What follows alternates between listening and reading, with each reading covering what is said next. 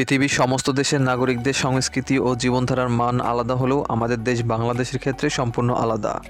এবং বাংলাদেশ বৈচিত্র্যের দেশ, নানা প্রাকৃতিক সৌন্দর্য ভরপুর আমাদের এই বাংলাদেশ। অন্যদিকে কিছু দেশের মানুষ আজও অতি প্রাচীন ঐতিহ্য অনুযায়ী জীবনধারা পালন করছে। তার মধ্যে ব্রাজিলের কিছু জায়গা মানুষ এখনও 300 বছর পিছিয়ে আছে, যাদের জীবনযাত্রার মান, সংস্কৃতি, খাবার দাবার সব দিক দিয়ে 300 বছর আগের মানুষের ঐতিহ্য এটা।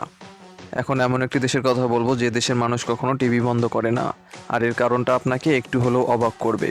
এখনকার মানুষের জীবনযাত্রায় ভয় ঢুকে গেছে এবং তাদেরকে সবসময় সতর্কে থাকতে হয়।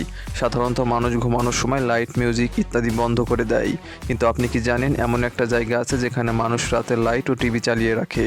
শুধু তাই নয়, এখানকার মানুষ সবসময় আতঙ্কে থাকে এবং রাতেও শান্তিতে ঘুমাতে পারে না। দক্ষিণ কোরিয়ার ইয়ংপিয়ং নামে একটি ছোট্ট দ্বীপ রয়েছে। এই ছোট্ট দ্বীপের মানুষের জীবনে শান্তি ও সুখ নেই। জরুরি পরিস্থিতির জন্য সেখানকার মানুষকে সবসময় সতর্ক থাকতে হয়। এই দ্বীপটি দক্ষিণ কোরিয়ার শত্রু দেশ উত্তর কোরিয়া থেকে মাত্র 3 কিলোমিটার দূরে। উত্তর কোরিয়া এখানে গুলি চালায়, এমন পরিস্থিতিতে মানুষ প্রতিনিয়ত সতর্ক থাকে। শুধু তাই নয়, কামানের হামলা থেকে বাঁচতে সেখানকার লোকজন বোমা শেল্টারে আশ্রয় নিয়েছিল। 2010 সালে এই হামলায় কিছু মানুষ মারাও গিয়েছিল। এমন পরিস্থিতিতে এখানে অনেক বোমা শেল্টার তৈরি করা হয়েছে।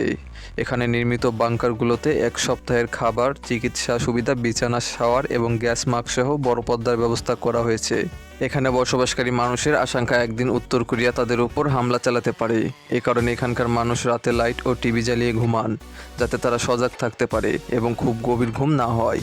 কিছু পরিবার টিভি চালু না করলেও সবাই লাইট জ্বালিয়ে ঘুমায়। হ্যালো বন্ধুরা, এরকম দক্ষিণ কোরিয়ার মানুষের মতো যদি আপনার অবস্থা হতো তাহলে আপনি কী ব্যবস্থা নিতেন? অবশ্যই কমেন্ট করবেন এবং ভিডিওটি শেয়ার করে দিবেন। ধন্যবাদ।